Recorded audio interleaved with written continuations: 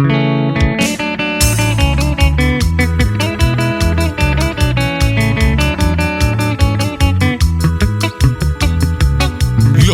Placenteros.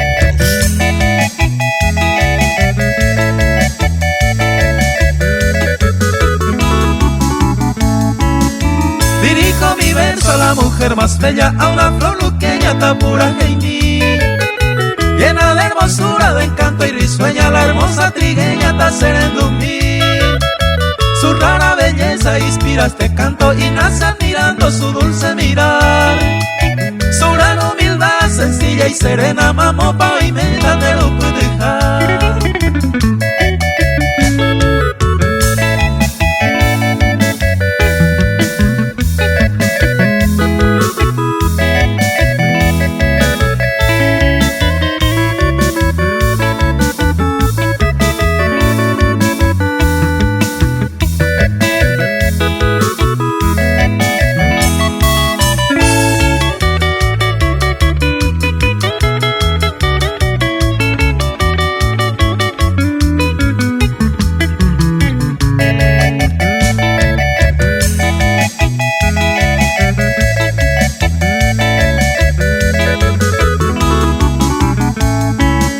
Quisiera tener la dicha infinita, aupende botuseta y comí. Libar esa miel que apaga el deseo, se va euje y tampoco pa' mí.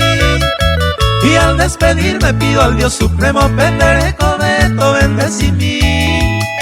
Que en tus caminos florezcan las flores, ande ya pues te veré buca mí.